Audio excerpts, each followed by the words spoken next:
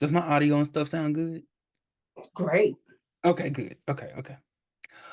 Okay, everybody. How are you doing today? So, for season 1, episode 4 of Wicked City, we have a very special guest. Someone who's been in projects such as The Haves and Have Nots, Princess Love, but they are near and dear to my heart and everyone else's heart as Kaden from Wicked City. Miss Malika Blessing, how are you doing today? Hey, how are you? Hey. I'm very good. I'm very good. I'm so glad to see you. Thank you for having me. You're so welcome. It feels like we've been communicating for a long time. So I know. I we know. We're like besties now. we are. We Yeah. truly we are. Yeah. Like, I mean, there's no other word for it. Man, like for real, we're close. Yeah. And a lot of people, you know who I am, Kaden, from seeing a lot of your stuff and your reviews, and we'll get into that later. But I just want to say, baby, people are watching you, darling. Listen, thank you. Thank you. I'm trying to put myself out there. I'm trying to put myself out there to show out there. So, any little visibility I get, I'm trying to, throw it our way so that we can I wrap it up. appreciate it. I appreciate the love, and I appreciate you loving the show and being just a great supporter. And it's um, it's evident of some of the people that I have encountered. So just want to say thank you. You're so welcome. And thank you for being a part of such an amazing, amazing project. Rewatching this show has really reinvigorated kind of like the passion I had for it when I first watched it, because when I first turned it on, I didn't know it existed, honestly, until probably about Wow. halfway through season 1. Mhm. This was in 2022, and someone had messaged me and they were like, "Hey, have you heard about this show?" And I was like, "No." And I watched it, and I mean, I instantly fell in love Mhm. for so many reasons besides the fact that it's about black witches, but Mhm. seeing them be in Atlanta and seeing these characters interact and them have magical knowledge and not just everyone's kind of like, oh, well, we're just figuring it out. I really Mhm. appreciated that about it and the way that all of you work together to create a story. Mhm. Because, baby, you and Miss Vanessa Bell Calloway, let me tell you something. Let me tell you something. That scene where Tabitha throws Caden through the wall, I was Baby. that was what got me hooked. That, like, Yeah. when I saw the trailer and I saw that, I was like, I have to watch this. I don't know what it's about, but I have to see it. Right. Cause Yeah. It's so funny because so many people tell me that about they like, well, did you do it? Did you go through the wall? Did you do this? And I had a stunt double. But I wanted to do it though. yeah, I yeah. really did. I thought it was super dope. I was just like, okay, Kaden, coming in like the superhero. Mhm. I got a lot of reaction from season 1 from Kaden's entrance.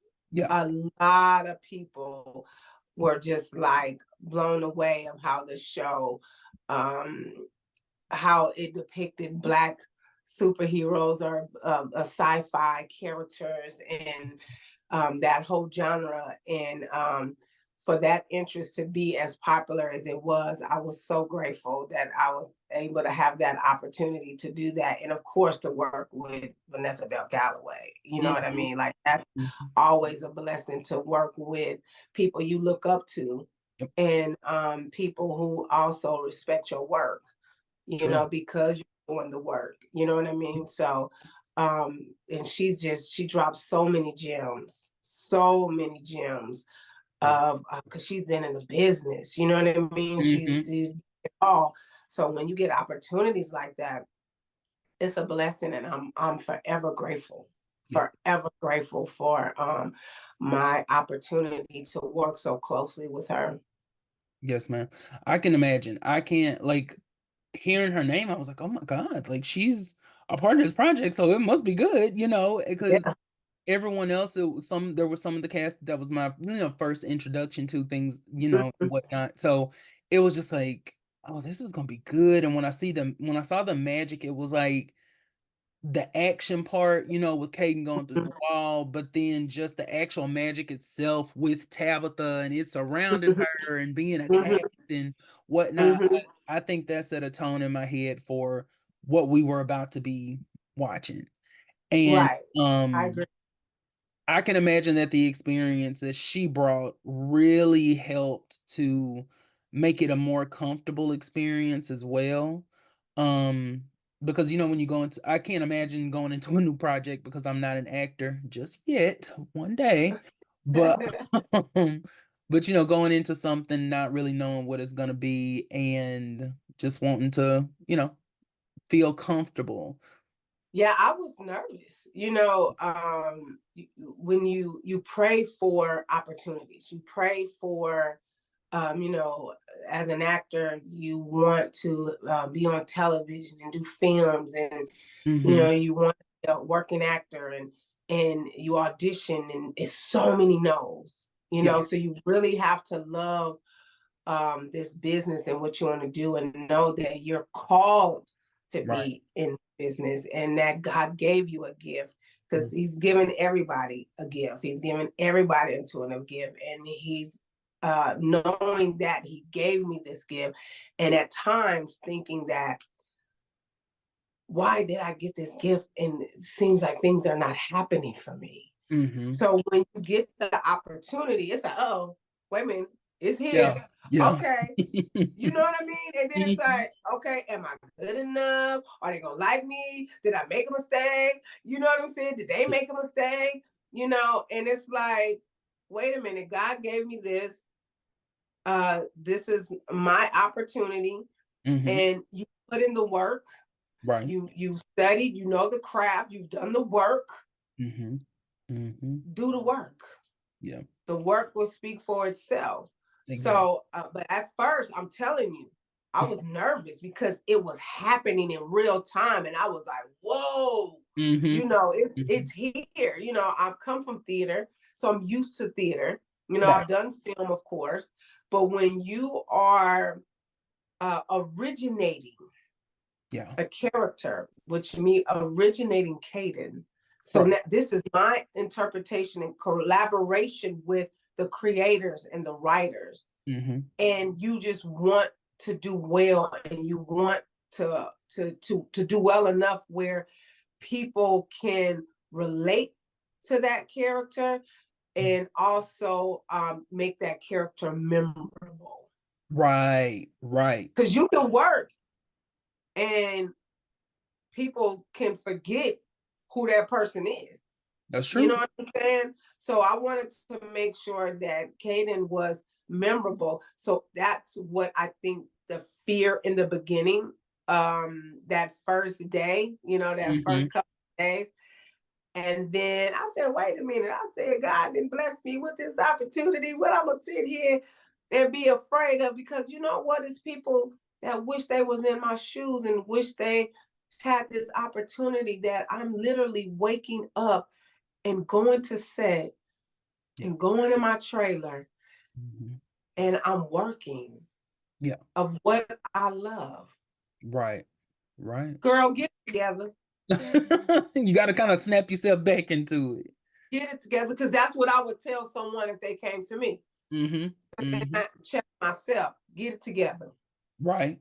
Exactly. And then Exactly. after that, I got into my zone. Like, I have every actor may have their own ritual, or how they do things, or how they go about things. So when I'm doing shows and I'm doing plays, I have a ritual that I do of how I get into character, and it's certain musics that I listen to, and I said, let me repeat what I do when I'm on stage, when Right. I'm preparing and getting me in that zone. So then that way I can stay in that zone and stay focused and do what I know that gets me in that space. And Right. that's what I started to do season one. Gotcha. Gotcha. Yeah. And I think it paid off. I really do think it Yeah. paid off because Kaden is a character that has such a presence and she may not speak a whole lot. She kind of, Hmm. I think that's another thing that kind of tells you what her personality is, that Kaden kind of almost speaks when spoken to. Um, Yeah. And with her being a guardian, that's pretty much what her role is. She's not there to Mhm, talk. She's there to mhm, protect. She's there to, mhm, carry out missions. mhm, And I think that that comes across when she's communicating with people is they ask her a question, she'll answer. And sometimes she's like, we don't have time for this. We need to focus on X, Y, and Z. And mhm, I think that you do a good job of making her even when she's just standing there, kinda take mhm. the scene, like, you immediately go to her. Um, Yeah. there was one scene in a previous episode where she's watching Camille, and she's just standing there, and then she turns invisible, and I was like, "Oh, Lord, what we finna" like, sh there's just that mystery about her that makes you Yes. get to know more about the character. And, Mhm, going forward, not to spoil anything for anybody, but I know going forward, we do learn more about Caden, and, mhm. knowing those things, going back and doing a rewatch made me appreciate her even more. And Aw. yes, I have a much deeper appreciation for Caden, going back and watching it because the first time it's kinda like you said, the first time you watch like, it's easy for certain characters to kinda get lost in the fold, Right. especially when you have characters who are actively, like, quote unquote, "moving Mhm. the story forward," whatnot, and they're kinda Right. at the Mhm, center and the focus.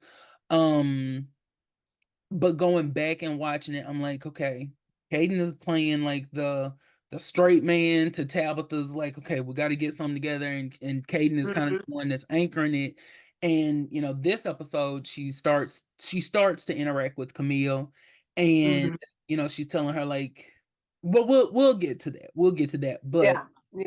um, this episode, you could definitely see Caden kinda, like, worried, and I Yeah. think this episode starts to humanize her a little bit more because she's not Mhm, just in a scene with Tabitha talking at the house, mhm, now we're mhm, interacting with the characters, now we're interact the other characters, now mhm. we're, really having to show what leadership looks like because everyone And why and why Camille's mom told her to come look for her. exactly, It starts to unveil. You start to mhm, slowly unveil who this person is and how significant she is. You know yes, what I mean? In her yeah, own right. So, because, I mean, that's in the first episode of right, her saying, you need to go find Kate. mhm, You know what I mean?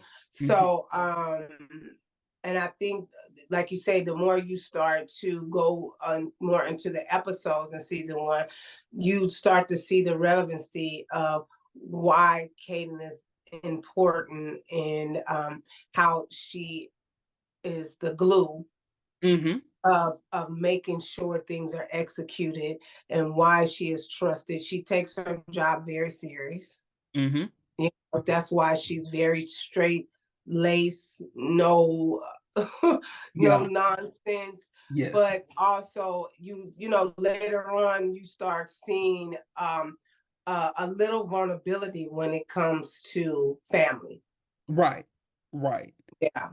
and you see her start to really open up and, like you said, you understand now why her name was in the first scene of the show. Mhm, You mhm. you understand that and her connection, and, I appreciate that so much about Caden because connection, I think, is a big theme in this show, and Mhm.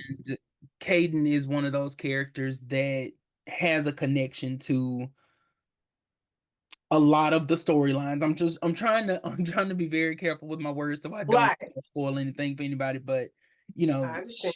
she has connections to really big plot points in the story, Yes. and, she is one of those characters that, like you said, when you kinda step back, you're like, "Oh, well, Caden is over doing this with them, and then Caden is also, Mhm. this with that person," and Mhm. like you said, she does become an anchor, um, Mhm. as we start to learn more about who she is, so Mm. just again want to say bravo just for the way you brought her to life Thank you. and the Thank way you. you just it like her presence is almost menacing, but in a good, Yes. like But yeah, in a good way. yeah, Like it's not evil, but exactly. it's controlled Mm-hmm. and it's she's very controlled. She's what's the other word I'm looking for? She is she's determined.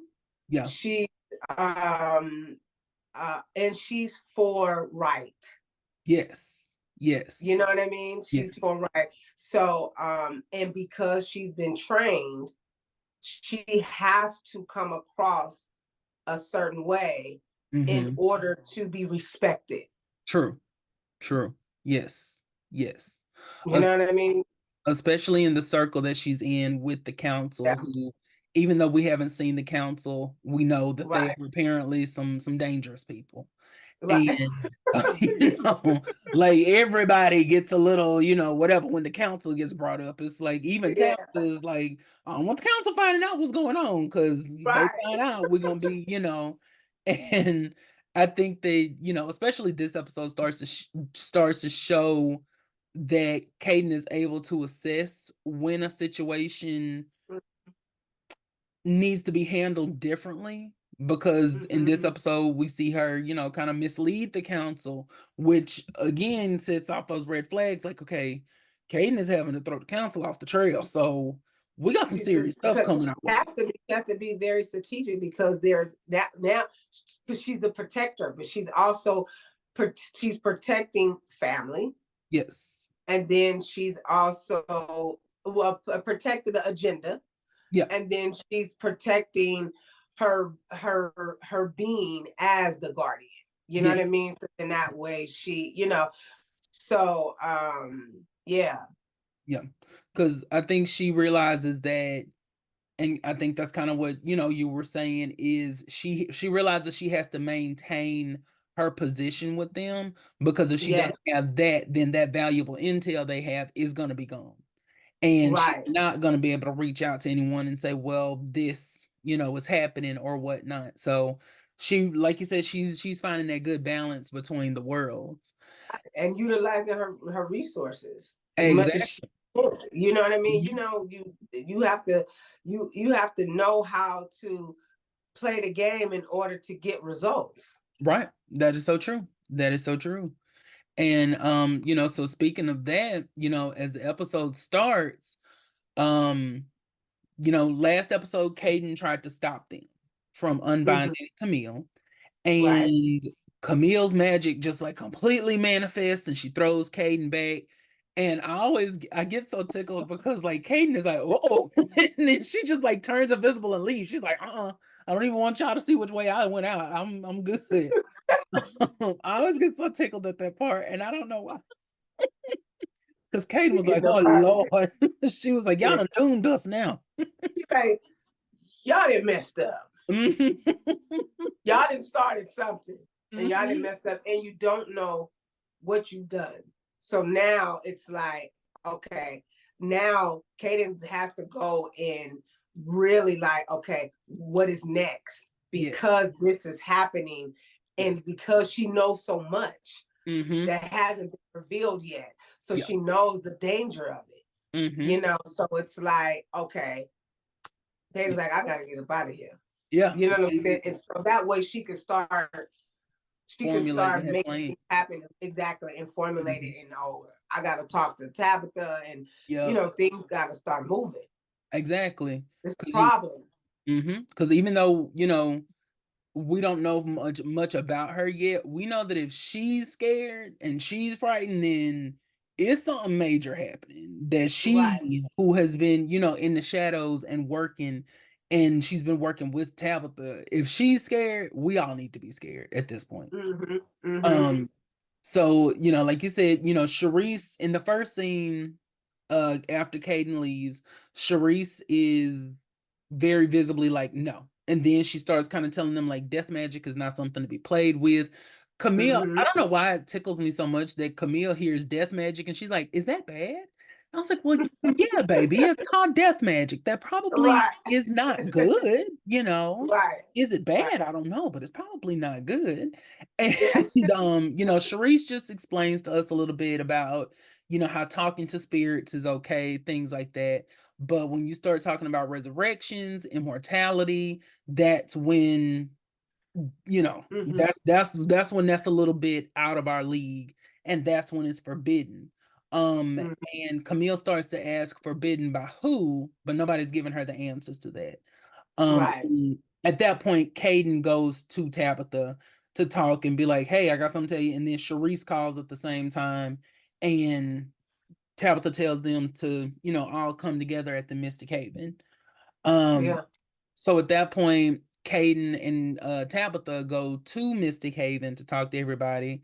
And Sharice sees Caden and is like, "Okay, what you doing here? Because I saw you Mhm. when all Mhm. this was going down. So what you doing here now?" And Mhm. Caden just is kind of looking at her like, "Girl, okay, anyway." And like I ain't even got time for this. You just Right. gonna hit and whatever.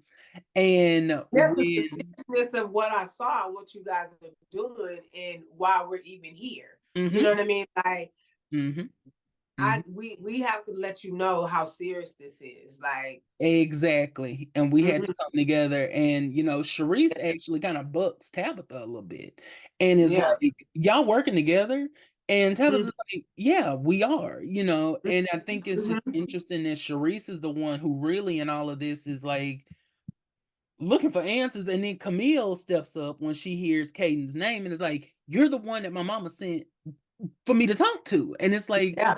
she still is not really getting answers necessarily. Right. Um, and Sharice points out that Caden is a guardian, which is essentially like a witch cop, as she calls it. Top. And Mhm. she kind of goes through all of that.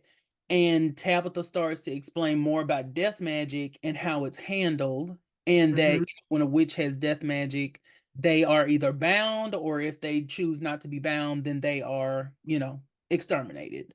Um, Right. she said that Camille's magic was she bound Camille's magic when Camille was born. Um, and then we start talking about Claudette.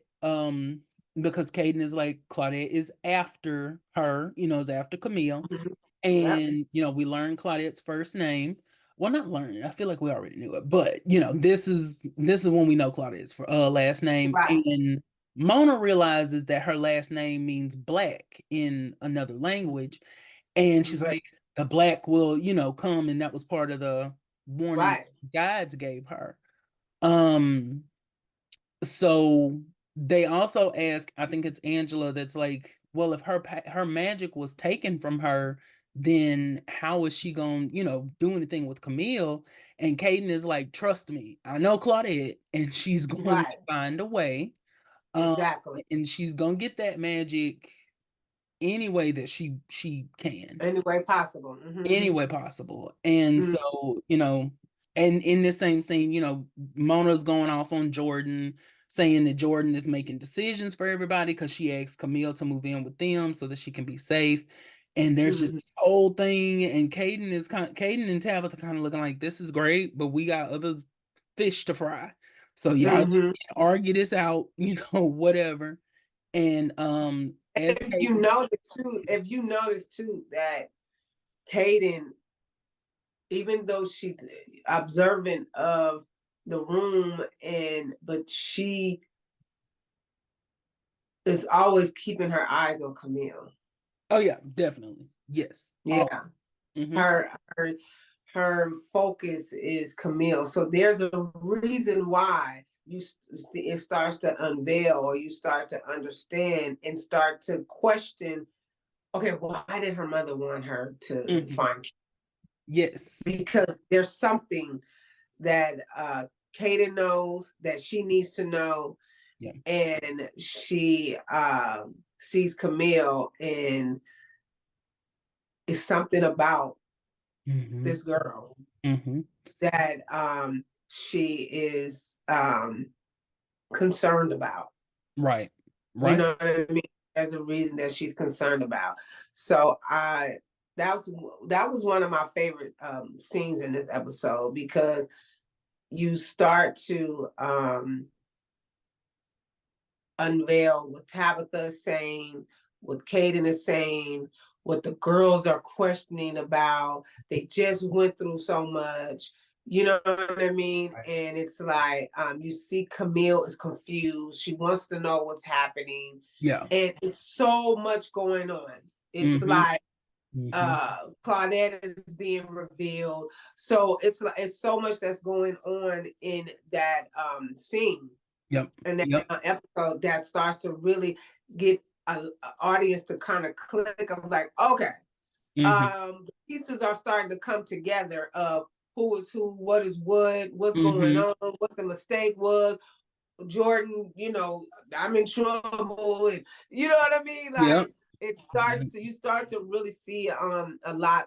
That was one of my favorite scenes in this particular episode. Yeah. When you start to really sit and listen, and it's a lot of gems coming out of that. A lot of Mm-hmm. the writers, they're so good. Kristen and They are. so They are. they're so good. They're so good. I love them anyway. Yep. But yeah, that's one of my Yeah. favorites. Because Camille goes outside as Caden is trying to leave, and she's like, "Why did my mama send you to me? I mean, send me Yeah, to you." And yeah, she's like, "Because I knew your mom, and she knew mm, that she could trust you with me, yeah, and that I yeah. could protect you." And Camille is still kind of looking like, "Okay, you're giving me answers, but you're not really giving me answers." So, Right. you know, Because it's she, so much she can give her because she knows that she's not ready to handle all the information that yes, she does know. But yeah, at the same time, she wants to protect her. But she feels like, Kata feels like she's failed because they're at this point. But right, as a protector and as a guardian, Kaden is going to be nonstop from this day mm, forward to make sure that mhm. Camille was okay. Exactly, exactly, and And just a tidbit, a little fun fact: that particular scene, when Camille comes out, no, when I go out and mhm, Camille comes after me, and we have that exchange, mhm. uh, that that particular scene was my one of my audition scenes. Really? Oh, wow. Well, you must Was have one killed of my, it in the audition just like you did in the show, yeah, because here yeah. you are. So just a fun fact for those who, want to know about, different auditions and how it comes and how it goes about. And they take from the actual script and scene what they call sides. Yeah. And that particular scene, that was one of the ones that I auditioned, and Tabitha and I seen where I get thrown into the wall. Really? Those things that were my audition. Wow. Wow. Yeah, Like I said, you must have done well in them just like you did in the show because, you know, yeah. I was interested to know like what that felt like when you got the call, email, whichever one. I'm not sure, letting you know that you would be a part of it, like that moment of just like realization, like this is happening, it's here. And I know we kind of touched on that earlier when you had to kind of talk yourself through knowing that Mm-hmm. this was your gift and knowing this was for you and this is something that you're meant to be doing in that moment. Um, Mm-hmm. Mm-hmm. just and being a part of such a special project, did you have any kind of qualms about being part of like a magic based show? Because I know sometimes people may have like be like, I don't know, that's a little, dark sided for me. No, I didn't, because even when I first got the size and I got the description of the show, Hmm. um, I was just like, oh, okay, this is something different. You Yeah. know, I I probably in the beginning didn't think that I could do it Hmm. because of sometimes we limit ourselves That's true. and thinking of, okay, this is a sci-fi, this is a supernatural sci-fi, is magic, is witches, Hmm. and but it was so well written that that never came across to me, because especially with my character, um she was like the guardian, the glue, the person that of reason, and that's pretty much who I am in real life. You know Right. what I mean? Right. I'm kind of that person. So I had to get over the hump that this was something that I could do. You know Right. what I mean? Yeah. And so, and because I was asked to do the audition, and then I read it and I said, oh, okay. And Hmm. I actually was supposed to go and do something else. So my hair was not done. And so no, for real, my best friend Tiffany, she's Hmm. one of my coaches, Hmm. and she said, just pull your hair back. Yeah. Just pull your hair back. She was like, she said, just pull it back. We'll do the audition. She was like, and then I said, okay, I'll just wear this black tank top with this black leather Hmm. coat. And she was like, yeah, just, just do that. Put your hair back. Don't put too much emphasis on it. And I was just like, oh my God, I said, my hair not done and this and that or whatever. Yeah. Yeah. And that pretty much was the look of the character, not even knowing. That's true. That is true. So that's how you know it was divine order, and that Yep. what's for you is for you. It doesn't have to be picture perfect. You know what I Hmm. mean? As Hmm. long as you do the work for the audition, but the aesthetics of who you are, don't put so much emphasis on that. The emphasis come on how to be seen as the character. But Right. I had been used to trying to do the beautification of an Hmm. audition and not just the work of the audition. Or and it happened that was her look. And you guys see Yeah. Kaden hair is straight back, and literally that was the look that I had for my audition. Yeah. Not on purpose. Yeah. Not on purpose. I just did not get my hair done. And I had to turn this audition in, and it was an opportunity. And Hmm. I got the audition on Good Friday, the notice, Okay. and needed to turn it in by Easter. So for me, it was I'm very spiritual. My foundation is Christ. Hmm. And I was just like, wow, okay, Hmm. God, I see you. I Hmm. see you. And then I left it.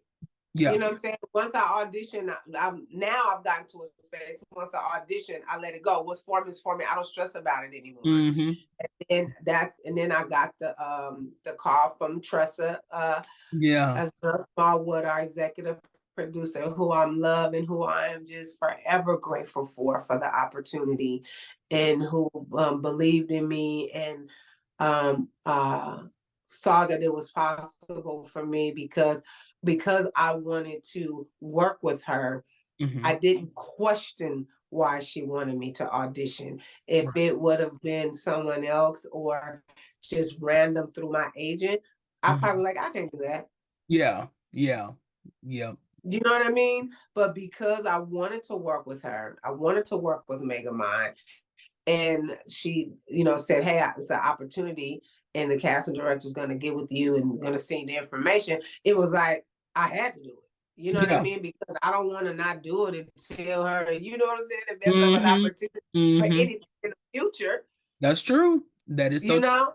true. Hmm. So God knows what He's doing and how He moves and put things together. So it was just like, okay, I got to get it done. Okay, let me study it. Let me see. Okay, all Yeah. right. You know what I mean? Let me kind Hmm. of get the essence of what I feel Yep. this character represents. That's true.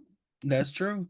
And And baby, uh, that part, that right. part, because Chanel said something along the lines of what you're saying, and it really stuck out to me, just like what you're saying, that your name being in a room that you're not even in can go Man. so far. And that made me think about when I was little, and my great grandmother, she would say that all the time, is Mhm, you just have to treat people right, and you have to do mhm, right in your life, with the other mhm, people, because you don't know what room your name is going to be in. You don't know who is going to be on the other side of that opportunity. You don't know who God is going to put in your path, put you in mhm. you don't know. And like you said with your audition, I mean, that was like perfect. I mean, because Yeah.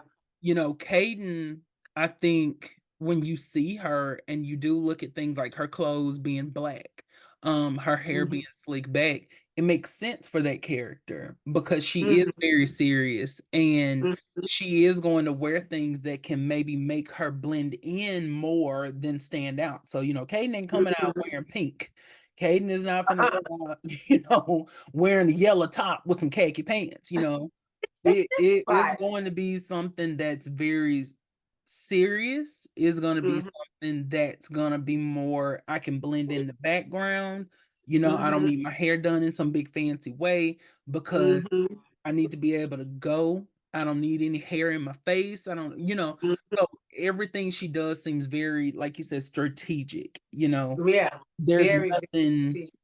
And it Mhm, was something you said about being careful of you never know who you're going to encounter or where people are going to go. One of my mentors, Ella Joyce, they used to be on the show Rock. mhm. She's one of my mentors, and I traveled with her for 5 years. As her production manager slash producer for her one woman show, A Rose Among Thorns. It was a story about Rosa Parks, and she played Rosa Parks. It was Okay. like advanced acting classes, watching her every night.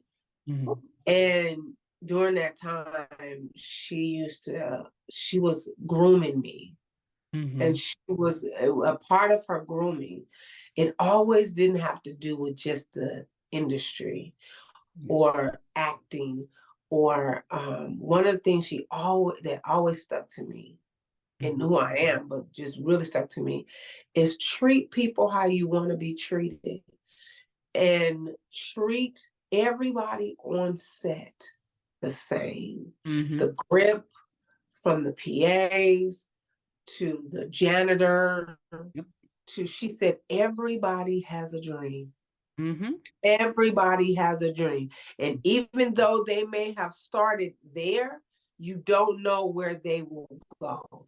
That's And true. they will always remember how you treated them. So Yep. every time I come to set, I'm always so gracious and so grateful. And I'm always, hi, good morning, or hi, how you doing? Or thanking them, or you know what I mean? Because Mhm. they don't, and it's not just because, oh, they may be the next such and such. It's the Yeah. fact that I want them to feel that I'm grateful for what they're doing for me Yeah. to be able to do what I love and being in this position. And Mhm. you just never know. So you Mhm. should treat everybody kind That's true. wherever you go. And just to not about Wicked City, but just to piggyback on what the important was, I was producing. They used to have this. It was called the.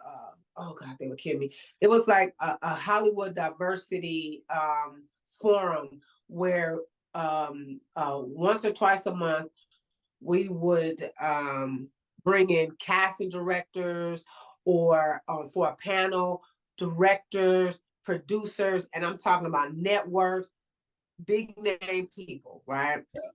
And so I had volunteers Mhm. and I treated my volunteers, you know, the same as Right. if someone that was getting paid, giving them respect, the whole nine. Yeah, that's just how I move, right? Right. And then, of course, would give them something, gas stipend, whatever it was, outside of what it was, just to show them that I thank them. Mhm. And so, one of the young ladies contacted me like a year later, Mhm. and she said, "It's a project that I pitched you for." And Oh, I said, "Oh, okay." She one of yeah. my volunteers. Yeah. So she said, "It's a project that I pitched you for." She said, "You didn't know, but I'm a casting director." I said, Wow. "Oh, okay." Mhm. And she Mhm. said, "You always treated me kind." She Yeah. said, "You always treated me with respect. You Mhm. didn't treat me any different." And I was able to be a part of this project. And I immediately thought of you and I submitted your name because I never forgot the way you treated me. Mhm. I had no idea, Mhm. no idea. Yep. And we have not filmed it yet, but the role is me playing Mary J. Blige. Oh, wait, as soon as you can give us details about it, please, Yeah, please I do. can say that. But yeah, Yeah. I mean, it's a big project. So I'm just like, wow, Yeah. Yeah. wow. You That never know. mhm. You never know. So You that's never just a tidbit of just for your your viewers that be kind to everybody. Yeah. You just never know. You Yeah. just never know who could be a blessing in your life. That is so true. That is so Yeah. true. Thank you for sharing that. Yeah. You know, and I know we can go on to the next scene after this. I just want to say, I don't know that you or anyone else associated with the show really knows like how much this means to me, and that's why I take every opportunity I can. Because I know right now I cannot pay anybody. I know right now I don't have the ability to give anybody really any compensation for anything. So the fact that you're taking time out of your life, out of your day, out of your schedule to talk to me, and that you even agreed in the first place. um I don't know that you know how excited I was. Like I literally cried. I'm not saying cried like, oh no, no, I'm talking about like Yeah. boohoo bawling. Um Yeah. because I feel like probably for the first time in my life, um okay, I promise I'm not going. No, don't make me. But for the first time in my life I feel like God has put me where I need to be, Mm-hmm. and shown me what I need to be doing, because I always wanted to be a comedian, a voice actor, something. I wanted to be something Yeah. where I was the one I cannot stand the sound of my voice. I hate the sound of my voice. It, it Wow. it has bothered me since I was, little. People would make fun of me, things like that. And Mm-hmm. it was always interesting at that. I always wanted to do something where I was using it though. So I wanted to be a Yeah. singer. I wanted to be, which that was a whole other journey, but Mm-hmm. I wanted to be a singer. I wanted to be a comedian. I wanted to be a voice actor. I wanted to do, everything led back to I want to use my voice for something. And Mm-hmm. I think that that was God trying to tell me, like, well, yeah, you need to use the voice. I'm telling you to use your voice. And Mm-hmm. I'm very hard-headed. I'm a very hard-headed individual. And the past couple of years has given me the opportunity to use my voice, on social media, on TikTok, um, and start to find people that want to hear what I have to say. And Mm-hmm. that's why, when I thought about doing this podcast, I didn't even think about asking anyone, because I was like, they don't care. Not that y'all don't care, but I was like, I'm just some Right. internet. Um, but when you said yes, it felt like one day, one far Mm-hmm. away day, one close day, I don't know yet, but one day I'm going to have the career in my purpose. And Mm-hmm. this is the time of my life I'm going to look back on, and I'm going to say, this is where I started. Um, Mm-hmm. and that was the first time I felt like that. This was the first time that I felt like one day when someone asks me, well, how did you, break in? And I'm going to say, I had a Wicked City podcast, and the stars of the show came and talked to me, and that was the confidence. Like, I already have the scene played out in my head. It may be delusion, Yeah. but I tend to say manifestation. Um, Yep. and it like But let me just intervene by saying that the biggest thing, the biggest accomplishment that you have overcome and done is that you started. Mhm, You're doing it. mhm, A lot of times people dreams or their aspiration don't come to fruition because they don't start it. yep, They don't go after it. And mhm, they allow fear to come in yep, and stop them. And then that's when the naysayers and all this stuff comes in and try to get you to not do what your purpose is. Greatness always comes with challenges. that's true. Greatness always comes with challenges. Mhm, Nothing is never going to be smooth running and that you can't overcome. right. So you have to utilize your fears in order to persevere and to be successful. It's You true. know what I mean? And that's what you're doing right now. And just to let you know, I was in Monroe, Louisiana. And those of you who know Monroe, Louisiana, I went to Grambling State University. Yes, you thought you knew. And I had to go out for my best friend from college, husband passed away. And I was in the airport. And Monroe, Louisiana airport is small. It's a small airport. And so I'm there and I'm trying to check in and get my stuff in and the whole 9 yards, and the people at the gate left, and TSA is like, I can't let you through, and I'm just like, well, how am I gonna get my bag through, and how am I gonna do all this stuff? And this girl comes, she said, oh my God. Yeah. She said, you're Kaden. She was like, oh my God, I watched Wicked City. I'm a fan. And I was like, oh my God. Yeah. And she was like, yeah. She said, I saw you on Mr.G review and this and that and that. And I just stopped and I said, wow. Yeah. I said, say that again. And Oh. when she told me that, and then everybody started coming out and they was like, can we take pictures with you? Can you take pictures with you? And I said, absolutely. I said, now y'all gonna get my bag through, right? There. And so they like, oh yeah, we got it. But the fact that they knew about the show because they watched your review, they knew my character, they knew who I was, because they watched what you did. So you are on the right path of what you're doing. Somebody recognized me from your review. So if that's not telling you that you are in your God-given purpose and moving in an alignment of what you're supposed to do, I don't know what more you need to know that you're on the right path. That's true. That's just a little bit. You're right. I've experienced it. Yeah. I experienced it. And I'm grateful for that. And I immediately contacted you. You did. And told you, thank you. I was just like, I was blown away. Then when I got on the plane, the guy was like, I'm a fan, and of your work and on the show. And another person who knew about the show from your review. Thank you. Thank you. You know what I mean? So you are on the right path of what is God-given and what's divine order.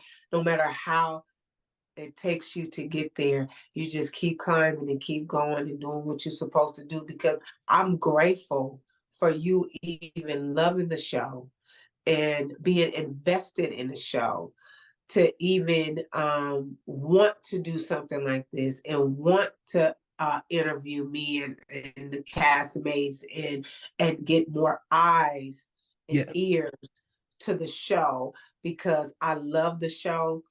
I think our show is off the chain. And it is. And I really do. I am proud of Kristen and Serena.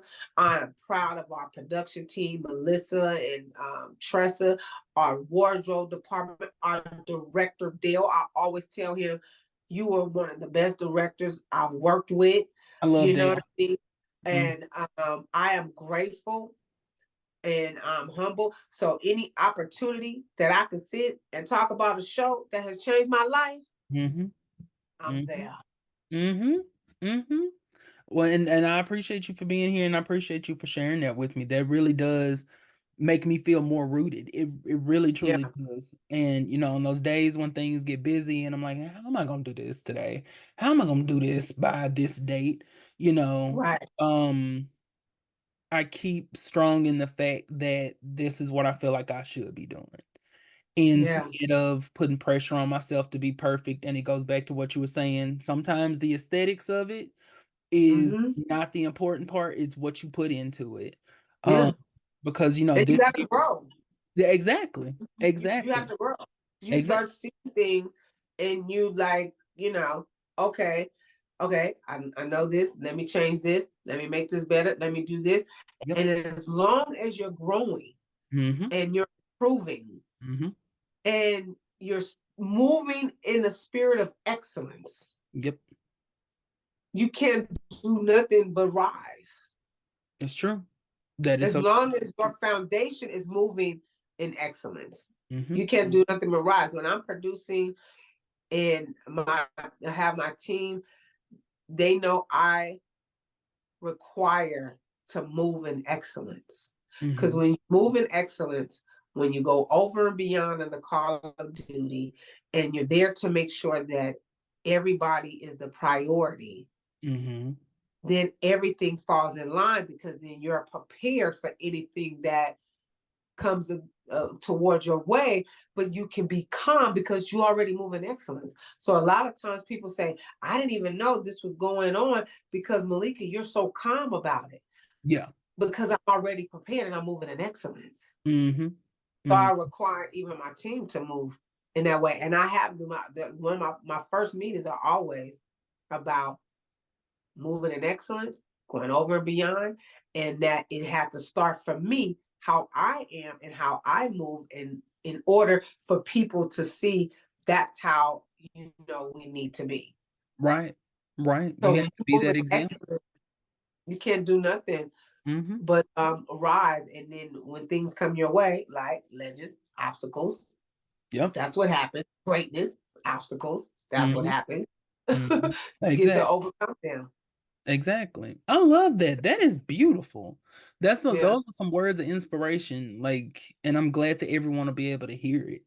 I'm glad that everyone will be able to hear you share that, because in an industry where you have to put yourself out there, physically, emotionally, spiritually, you have to be just like enmeshed in it.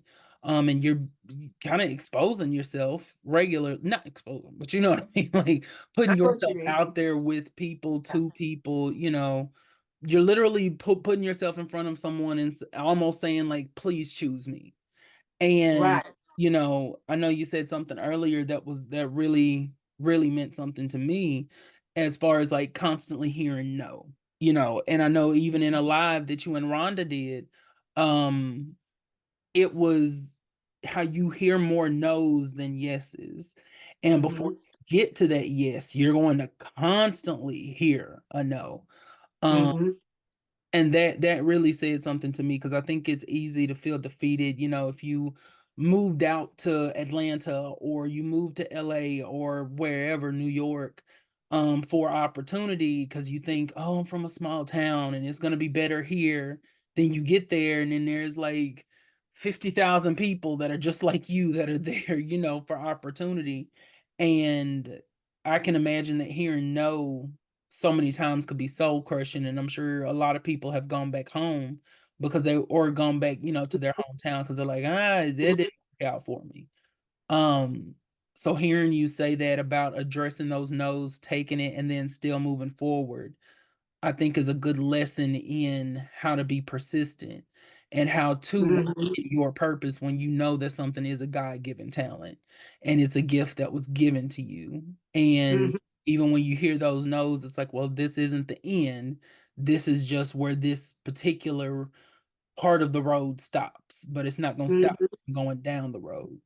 And getting into the position that everything is not for you. You Mm-hmm. know what I mean? There are certain things and opportunities that are not for you. So there may be some auditions that I may go on and I don't get, but it may be something down the line. Right. You know what I mean? Of what I'm getting. Just like when I did Perfect Man for BET, I auditioned a long time ago prior with Paul Hanna for something else. Mm-hmm. And then later on, I got the role on The Perfect Man, where I'm working with Christian Keys, Elise Neal, and formulated a lot of relationships, Mm-hmm. because whatever I auditioned for then wasn't for me. But then later on, I went into a straight offer for something else. Exactly. So Mm, you just never know. right. So therefore, and it takes a while. I'm not gonna lie. It takes a while. I did not. It hurts at first because you want to be accepted. And Mm-hmm. when I left Grambling, and of course I was doing theater, And then when I went to grad school, and then when I got out and I decided to move to LA, I was just like, oh, okay, I'm Mm-hmm. gonna have a TV show, I'm gonna have Mm-hmm. this, I'm gonna have that. And it was like, no, no, no, no, no. Yep. And I'm just like, okay, I'm not used to that. Uh, Mm-hmm. you Mm-hmm. know, I had to Mm-hmm. get a reality check of like, okay, and it hurt. And then it's like, okay, uh, how do I look? How do I wear my hair? Is it my size? Should I, get smaller? Should I, you know Yeah. what I mean? Like Yep. it's so many variables that you go through, but my pictures don't look right. So I'm trying several photographers and, Mm-hmm. all these things that you think you're not worthy enough. But every time I decided or came across a thought I wanted to quit, it Mm-hmm. hurt so bad because I knew it was something I was supposed to do. Yep. So from there, having to redirect, and one thing about me and you'll be talking to Rhonda Mormon, she and I are really close, is that we give ourselves 24 hours to pout.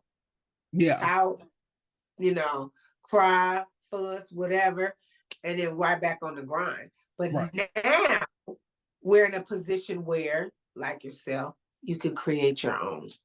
Yeah. There's so many opportunities to be seen. There's so Mm-hmm. many opportunities to people who are doing well, doing skits and moving over to movies and TVs, and because they are taking their career in their own head or creating opportunities for themselves. Mm-hmm. You Mm-hmm. don't have to wait on Hollywood anymore. That's true. That is so true. And it's one of those things where, I think sometimes people, because I fell into that trap myself, um, I almost quit doing anything as soon as I started a couple of years ago.